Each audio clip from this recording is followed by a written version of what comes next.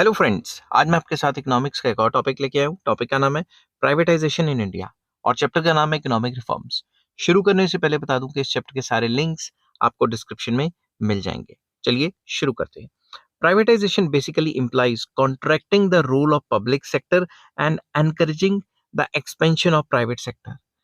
Privatisation का simple words में मतलब होता है कि पब्लिक सेक्टर को कॉन्ट्रैक्ट करना, मतलब पब्लिक सेक्टर के काम काज को कम करना और प्राइवेट सेक्टर के जो रोल और काम है उनको बढ़ाना। The new economic policy centers around 6 major measures to reform the public sector enterprises. These reforms are as under। New economic policy में तकरीबन 6 मेजर रिफॉर्म्स लाए गए थे पब्लिक सेक्टर में। वो कौन कौन से हैं वो हमने फॉलोइंग पॉइंट्स में डिस्कस किए। लॉन्ग क्वेश्चन के हिसाब से मैंने लिखा है, अगर आपको लॉन्ग क्वेश्चन आएगा तो आपको इसी तरीके से लिखना है। मटेरियल तो भरना है ना, पेज भी भरने हैं। फर्स्ट पॉइंट आ जाता है पॉलिसी ऑफ डी रिजर्वेशन।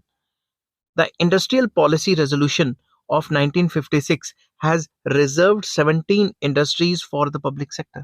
जो आईपीआर मतलब इंडस्ट्रियल पॉलिसी रेजोल्यूशन 1956 में आया था, उसके अंडर 17 टाइप की इंडस्ट्रीज पब्लिक सेक्टर के लिए रिजर्व कर दी गई थी। ठीक है। The industrial policy of 1991 reduce the number of such industries to 8। 1991 में जब इकोनॉमिक रिफॉर्म्स आए तो इन इंडस्ट्रीज को कम करके 8 कर दिया गया। 8 इंडस्ट्रीज रिजर्व कर दी गई और आज के टाइम पे और कम हो गई हैं। ठीक है। Subsequently, the number of industries reserved exclusively for the public sector was reduced to 3, that is atomic energy, specified minerals and railways। उनको फर्दर नीचे कर दिया गया। 3 रिजर्व रखी गई जो कि एटॉमिक एनर्जी है, और क्योंकि एटॉमिक एनर्जी का ठेका भी प्राइवेट सेक्टर को नहीं दिया है किसी को भी, और स्पेसिफाइड मिनरल्स उनका भी अभी जो है पब्लिक सेक्टर के पास कंट्रोल चल रहा है। एंड रेलवे स्पेसिफाइड जो मिनरल्स हैं उनमें कई कई जगह पे अडानी को ठेके मिले हुए हैं। ठीक है। However, the public sector will be allowed to enter in areas not reserved for it for healthy competition as and when the need arises। Public sector को अलाउ कर दिया कि तुम किसी भी फील्ड में एंटर हो सकते हो बाद में अगर कंपटीशन करना होगा तो। वैसे प्राइवेट सेक्टर को एनकरेज किया गया ताकि कंपटीशन बढ़े। Similarly, there will be no bar for areas exclusively open for the private sector. तो जो प्राइवेट सेक्टर के लिए जो नए एरियाज खोले हैं उसमें प्राइवेट सेक्टर को रिस्ट्रिक्शंस नहीं होगी, वो अपनी कंपनियों को एक्सपैंड कभी भी कर सकते हैं। तो फर्स्ट पॉइंट था हमारा डी रिजर्वेशन किया गया। सेकंड पॉइंट आ जाता है पॉलिसी टुवर्ड्स सिक पब्लिक सेक्टर अंडरटेकिंग्स या पब्लिक सेक्टर एंटरप्राइजेस, एक ही बात है। ठीक है। तो जो सिक पब्लिक सेक्टर अंडरटेकिंग्स थी, पीएसयूज थी, मतलब जो बीमार कंपनियां थी जो लॉस पे चल रही थी, उनके साथ क्या किया गया वो मैं इस पॉइंट पे आपको बताऊंगा।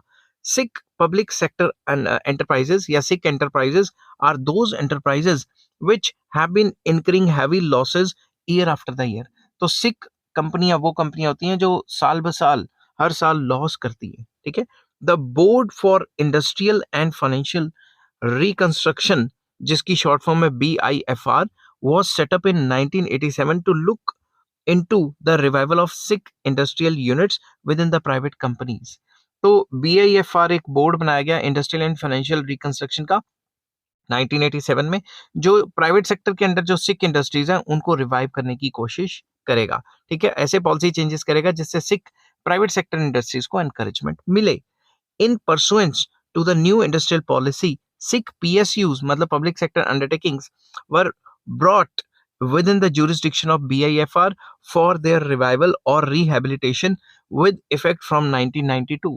1992 से जो ये जो board of industrial financial reconstruction जिसको BIFR कहते हैं, उनके परव्यू के अंदर, उनके कंट्रोल के अंदर सरकारी कंपनियां भी लाई गई ताकि जो सरकारी कंपनियां लॉस पे चल रही हैं उनको भी BIFR देखे।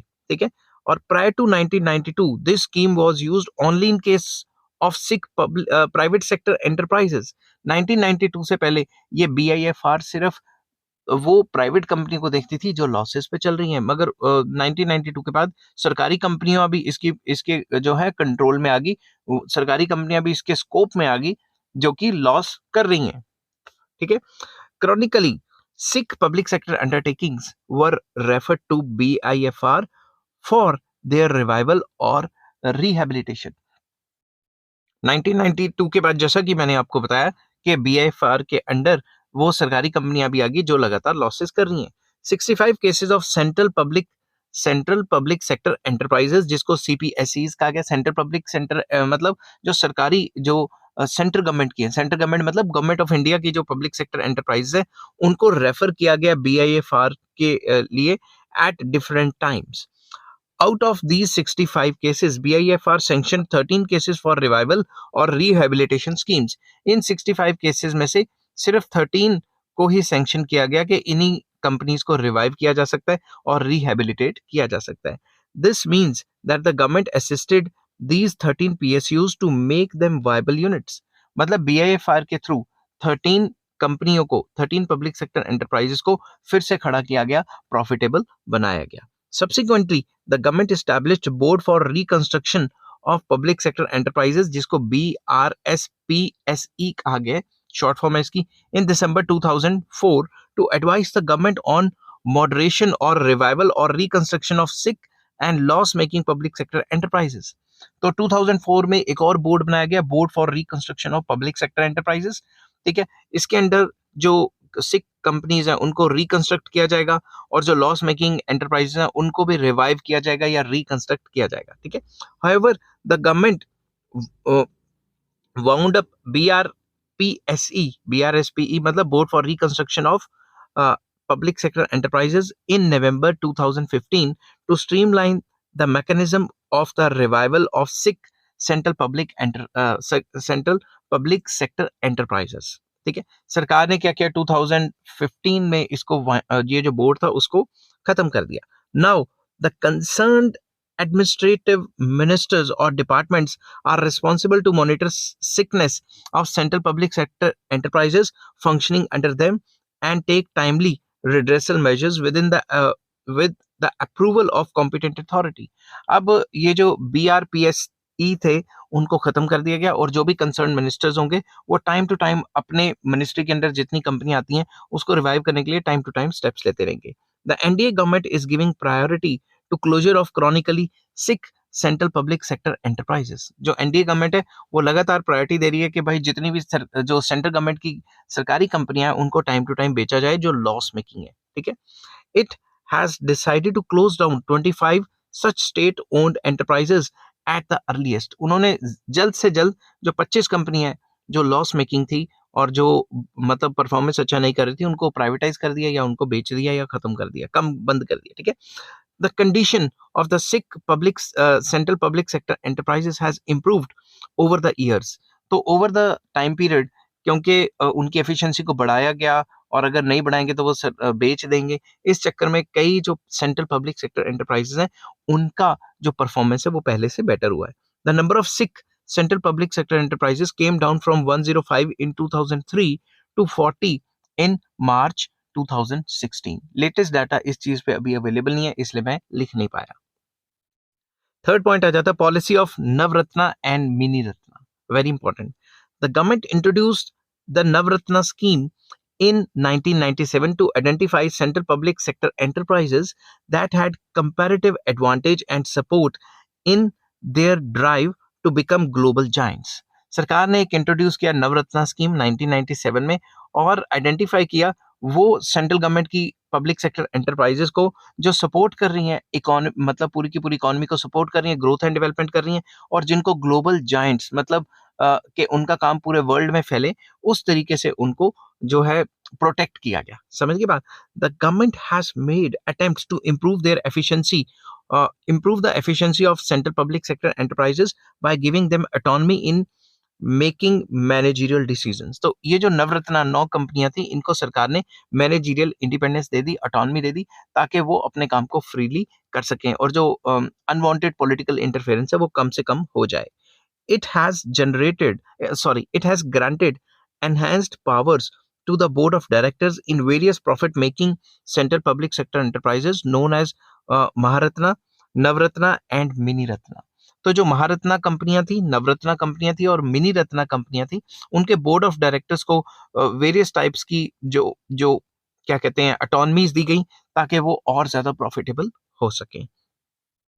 The Navratna originated as a part of the program of the government in 1997 to identify high performing and profit making public sector enterprises या पब्लिक सेक्टर अंडरटेकिंग्स। नवरत्ना जो है ओरिजिनली 1997 में ये प्रोग्राम आया था, जिसमें नव मतलब नौ, नौ ज्वेल्स मतलब रतन होते हैं, ज्वेल, तो 9 ज्वेल्स जो थे सरकारी कंपनियों के, मतलब 9 सरकारी कंपनियां जो काफी ज्यादा प्रॉफिटेबिलिटी में चल रही हैं, उनको फोकस किया गया, उनकी परफॉर्मेंस और उनकी प्रॉफिट मेकिंग को देखा गया। ठीक है, उन्हीं कंपनी को चूज किया जाएगा जो सरकारी भी है और जो मतलब प्रॉफिटेबल है। तो 9 टाइप की कंपनियां थी, इसलिए नवरत्ना कहा गया। These enterprises were provided financial, managerial and operational autonomy, enable them to become global giants. इन कंपनियों को फ्रीडम दी गई फाइनेंशियल मैटर में, मैनेजरियल मैटर में, ऑपरेशनल मैटर में, ताकि वो ग्लोबल जाइंट्स बन जाए, बहुत बड़ी बड़ी कंपनियां बन जाएं। This was done in order to improve efficiency, infuse professionalism, and enable central public sector enterprises to compete more effectively in the liberalized global environment. इनको इतनी फ्रीडम दी गई ताकि ये अपनी एफिशिएंसी बढ़ाएं, प्रोफेशनलिज्म बढ़ाएं, और इन सरकारी कंपनियों में जो सेंट्रल गवर्नमेंट की हैं, ये लिबरलाइज जो माहौल 1991-92 के बाद बनाए, उस माहौल में अपने आप को सर्वाइव करवा पाएं।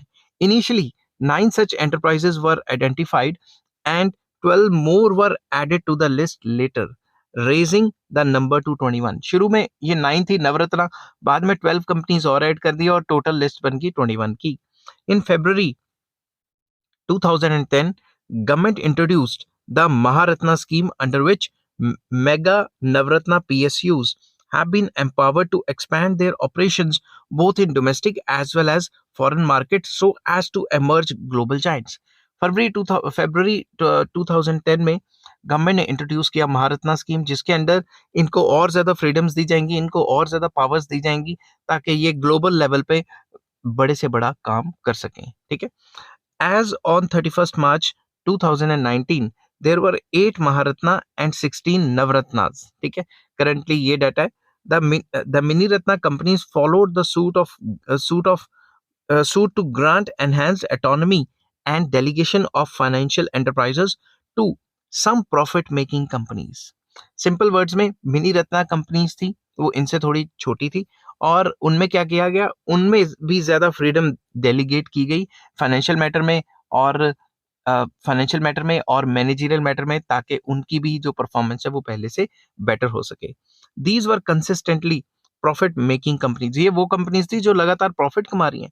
There number was 39 in 2001 which increase to 73 by September 2019। 2001 में ये 39 थी और उसके बाद 2019 आते आते ये 73 हो गई।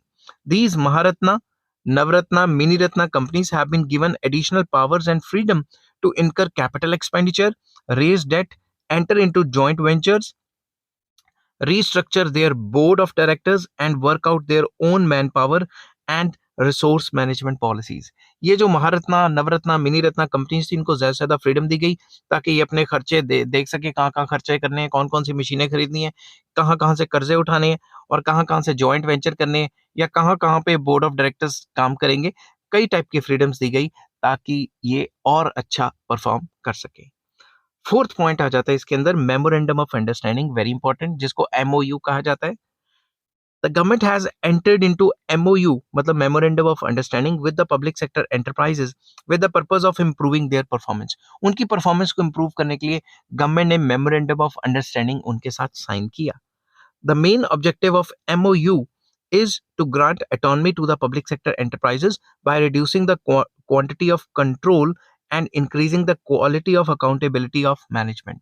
मेन मकसद एमओयू को साइन करने का था कि पब्लिक सेक्टर एंटरप्राइजेस के ऊपर जो रिस्ट्रिक्शंस है, जो कंट्रोल है, उसे कम किया जाए और क्वालिटेटिव अकाउंटेबिलिटी रखी जाए मैनेजमेंट की। ठीक है, it aims at bringing a balance between autonomy and accountability.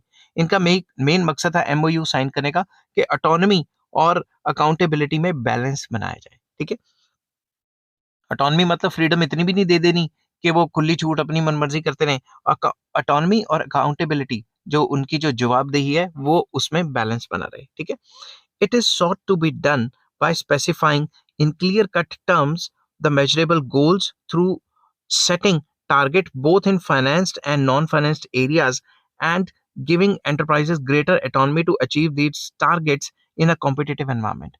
ये किस तरीके से किया गया, स्पेसिफाई कर दिया गया कि तुम्हारे गोल्स एंड टारगेट्स ये हैं, तो तुमने इस तरीके से काम करना है ताकि बेटर कॉम्पिटिटिव एनवायरनमेंट में वो अपने हिसाब से काम कर सके और सरकार की जो दखल अंदाजी है बीच बीच में वो कम से कम रहे। तो सिंपल वर्ड्स में फ्रीडम दी गई ताकि वो अपनी जो है मैनेजरियल डिसीजंस खुद ले सकें, अपने आप को मैनेज कर सकें और बेटर कॉम्पिटिटिव एनवायरनमेंट में काम कर सकें।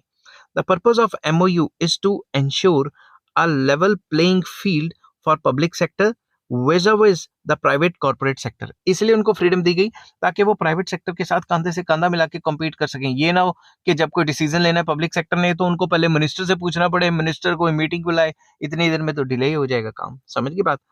The government evaluates the performance of public sector enterprises through performance evaluation based on comparison between the actual achievements and the annual targets set by the government.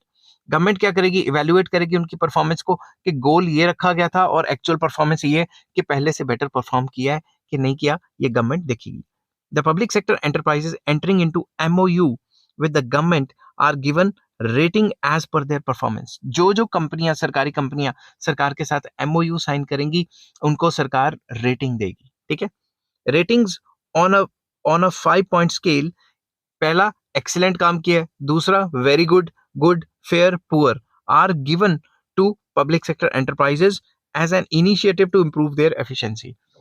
उनकी efficiency को improve करने के लिए सरकार ने 5 पॉइंट स्केल में उनकी जो परफॉर्मेंस है उनको मेजर किया गया। सबसे अच्छी एक्सीलेंट, उससे कम वेरी गुड, उससे कम गुड, उससे भी कम फेयर और सबसे पुअर परफॉर्मेंस के लिए पुअर की रेटिंग दी गई। The number of PSUs entering into MOU with the government has increased over the years. लगातार एमओयू साइन होते जा रहे हैं। ठीक है, तो the scope of MOU system has been extended to cover nearly all public sector enterprises. तकरीबन सारी सरकारी कंपनियां इसमें कवर हो गई हैं।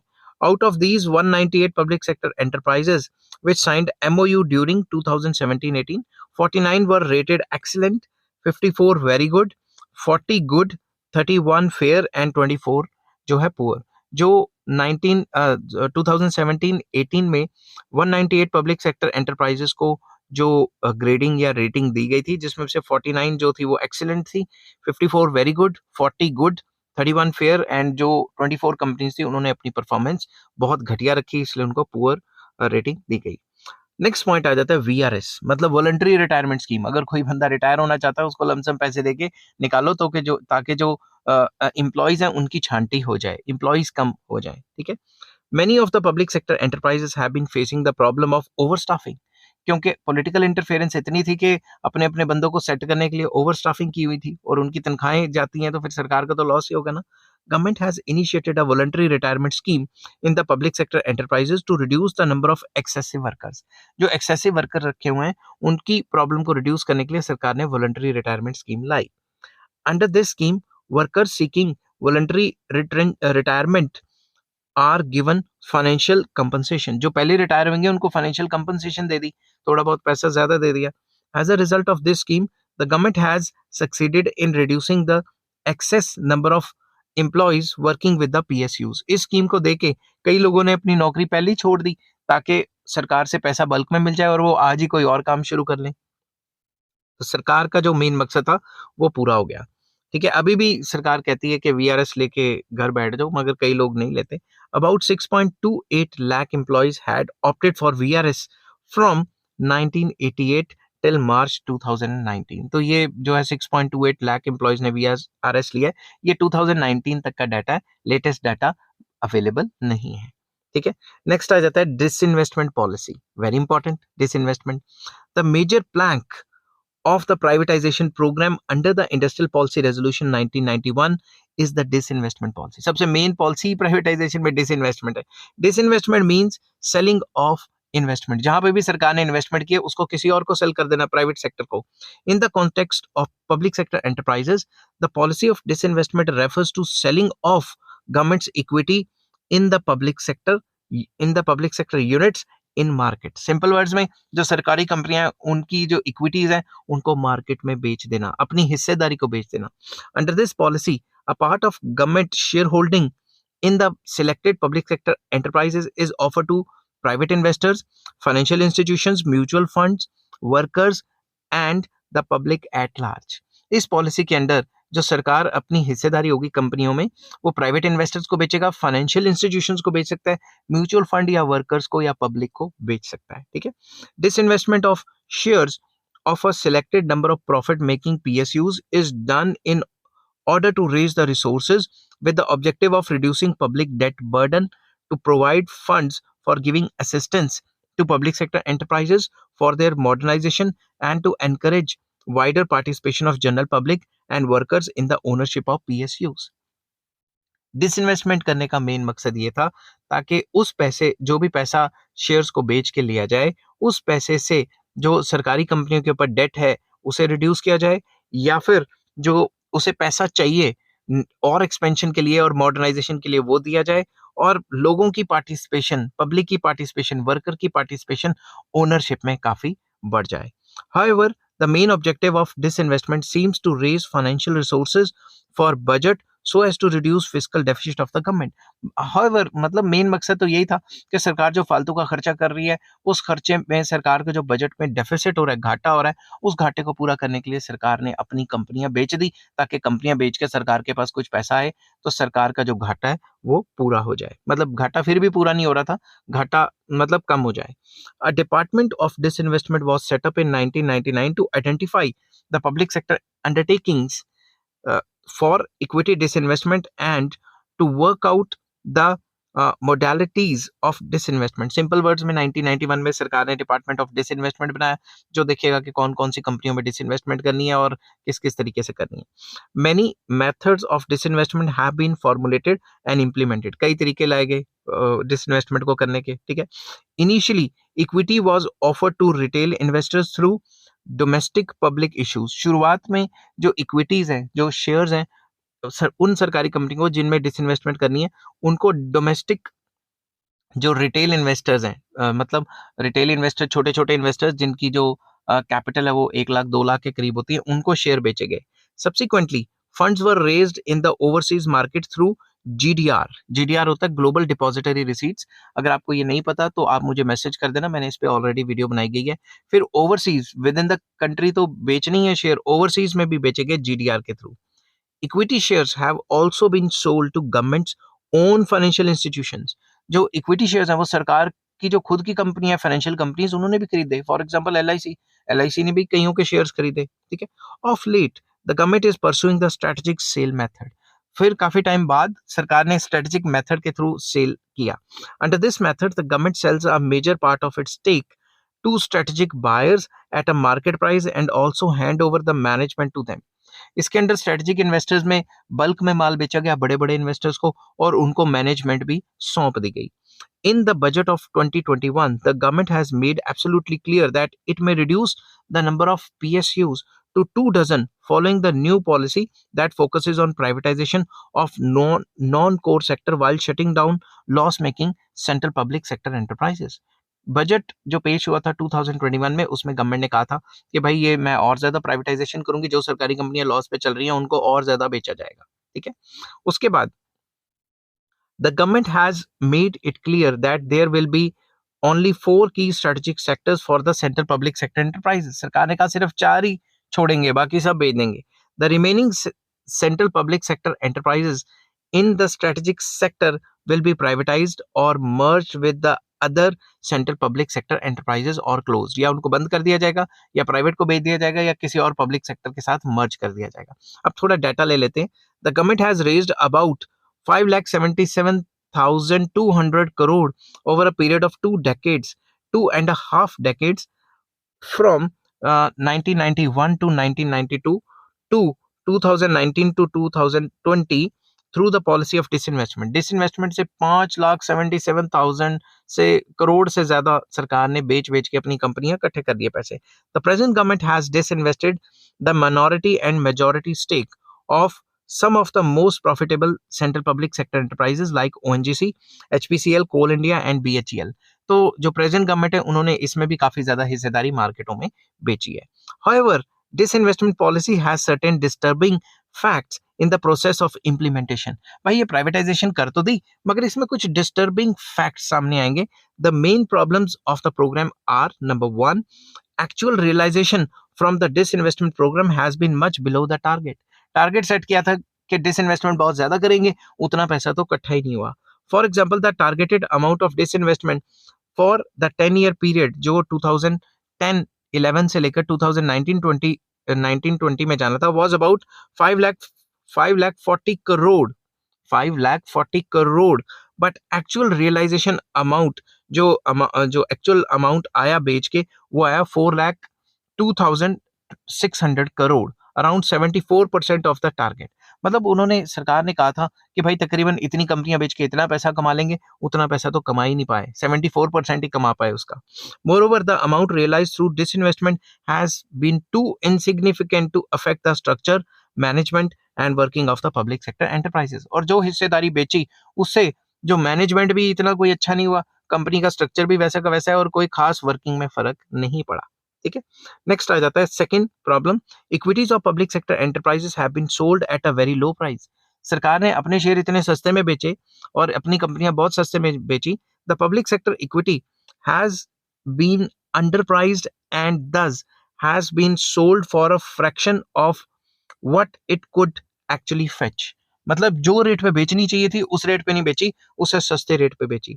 अ recent example is the sale of Balco by the government to Sterlite group in March 2001 at an almost throwaway price. तो सरकार ने जो अपनी हिस्सेदारियां बेची हैं वो अपने रिश्तेदारों को बेचे, मतलब अपने नियर एंड डियर वंस को बेची हैं थ्रो अवे प्राइस पे, जिससे सरकारी खजाने को काफी ज्यादा लॉस हुआ है. This is true to some extent even in case of high profile companies such as ONGC, Steel Authority of India, Indian Oil Corporation and Shipping Corporation of India. तो इन कंपनीज में भी थ्रो अवे प्राइस पे अपनी हिस्सेदारी को बेचा गया. समझ के बात आप? तो सरकारी खजाने को तो लॉस हो गई. Funds realized through disinvestment have not been used appropriately. जो पैसा बेच के हिस्सेदारी बेच के आया उसको भी अच्छी तरह से इस्तेमाल नहीं किया. The government has used these funds largely to finance budget deficit. अपने बजट के घाटे को पूरा करने के लिए सरकार कंपनियां बेच रही है. तो बजट का घाटा होना ही नहीं चाहिए, बजट को सरप्लस करना चाहिए उल्टा. तो बजट में जो घाटा किया उसको पूरा करने के लिए अपनी प्रॉपर्टी मतलब सरकारी कंपनियां बेच रही है. पहले यही सरकारी कंपनियां हमसे टैक्स लेके पैसा खोल ली और फिर इन्हीं कंपनियों को प्राइवेट सेक्टर को बेच दिया, तो हमें क्या मिला? ठीक है, it is like selling family gold to meet the extravagant expenditure. अगर आपकी फैमिली का खर्चा बहुत ज्यादा हो जाए और आमदनी कम हो तो आपको अपना गोल्ड बेचना पड़ेगा. तो सरकार ने भी यही किया, अपने खर्चे इतने ज्यादा कर दिए कि उन खर्चों को पूरा करने के लिए अपनी प्रॉपर्टियां बेचनी पड़ी. In particular, the proceeds from disinvestment have not been used to reduce the debt burden and to provide financial assistance to the public sector enterprises for their restructuring. ये कहा गया था कि जो पैसा बेच के पैसा आएगा उससे कर्जा चुकाया जाएगा, कर्जा भी चुकाया नहीं गया, या फिर जो एग्जिस्टिंग सरकारी कंपनियां रह गई हैं उनको रीस्ट्रक्चर किया गया जाएगा, ऐसा भी कुछ नहीं हुआ. समझ की बात? नेक्स्ट पॉइंट है the government has carried out the whole exercise of disinvestment in hasty and unplanned way. सरकार ने हबड़ा दबड़ी में, जल्दबाजी में ये सारा का सारा काम किया. It launch the program of disinvestment without creating appropriate conditions for its success. ये नहीं देखा कि क्या सक्सेस होगा क्या फेलियर होगा, हबड़ा दबड़ी में सारा काम खत्म कर दिया. It did not gate public enterprises listed on stock exchanges. कई सरकारी कंपनियों को तो स्टॉक एक्सचेंज पे लिस्ट किए बगैर ही बारों बार ही बेच दिया. समझ की बात? नेक्स्ट पॉइंट आता है the disinvestment exercises has lacked maturity and transparency. Maturity भी नहीं थी, हबड़ा दबड़ी में सारा काम किया, और ट्रांसपेरेंसी भी नहीं थी, सस्ते रेटों पे बेच दिया गया. सरकार ने मतलब वेस्टेड इंटरेस्ट देखे उस टाइम पे अपने. It has led to strengthening of private monopolies. सरकार ने क्या किया, अपनी जो मोनोपली वाली कंपनियां थी वो प्राइवेट सेक्टर को बेच के प्राइवेट वाली मोनोपलियां बना दी. समझ की बात? The program of disinvestment needs to be transparent so as to avoid any possibility of underhand sale of public sector enterprises या public sector undertakings. ये जो जितने भी डिसइन्वेस्टमेंट के प्रोग्राम्स हुए हैं ये ट्रांसपेरेंट होने चाहिए ताकि ये जो बेईमानी है पब्लिक सेक्टर एंटरप्राइजेस के सेल में ये ना हो पाती. ठीक है, the funds raised through disinvestment should be used to reduce public debt and to restructure the remaining public sector enterprises rather than to cover the budgetary deficit. सरकार को अपने घाटे में जो घाटा हो रहा है उसके पैसे पूरे नहीं करने चाहिए थे, उसके पैसे को नहीं देखना चाहिए था. जो घाटा हो रहा है उसके पैसे को जो सरकारी कंपनी को बेच के अपना जो बजट में घाटा है उसको पूरा करने के बजाय जो एग्जिस्टिंग कंपनियां रह गई हैं उनको रिस्ट्रक्चर करता, नई टेक्नोलॉजी लेके आता. ठीक है ना, वो काम करता है जो लोन चुकाने वाला, ताकि डेट का बर्डन कम हो जाए, वो तो किया नहीं। There is also the need to ensure the policy of disinvestment uh, does not promote the private monopolies. एक और बात देखनी थी कि डिसइन्वेस्टमेंट से सरकारी मोनोपलीज जो कन्वर्ट होके प्राइवेट मोनोपलीज ना बन जाए, क्योंकि प्राइवेट सेक्टर अपनी मोनोपली बना के बैठ गया तो फिर कस्टमर को तो कुछ भी हासिल नहीं हो पाएगा। Thus, the new economic policy of 1991 has attempted to bring privatization with the objective of reforming public sector enterprises. Privatization लाई गई थी कि public sector enterprises में reforms लेके आएंगे। However, it should be noted that privatization is not likely to remove all the shortcomings of public sector undertakings. Privatization से जितनी भी public sector undertakings की problem चल रही थी, वो remove नहीं हो पाई। If competitive environment does not exist in a country, transferring ownership to private sector is likely to achieve क्या लिखा है, is unlikely to achieve much. Simple words में, अगर हमारी इकोनॉमी में कॉम्पिटिटिव एनवायरनमेंट ही नहीं रहेगा, सरकारी कंपनियां कॉम्पीट नहीं करेंगी, सिर्फ प्राइवेट कंपनियां रह जाएंगी, तो प्राइवेट कंपनियां तो अपना कार्टेल बना के डबल ट्रिपल रेट चार्ज कर सकती हैं। समझ गए बात? तो फिर जो बेचने का जो मकसद था वो तो खत्म ही हो गया। More over, transferring ownership through privatisation में क्रिएट प्राइवेट मोनोपलीज। जैसा कि मैंने पहले कहा था कि क्या पता सरकार अपनी मोनोपली बना के बैठी थी पहले, और सरकार का मेन मकसद तो वेलफेयर होता है। जब उसने अपनी कंपनी प्राइवेट सेक्टर को बेची तो वो प्राइवेट मोनोपली बन गई। Creation of private monopolies goes against the basic social and national interest. इससे हमारा कोई सोशल इंटरेस्ट और नेशनल इंटरेस्ट हासिल नहीं हो पाएगा।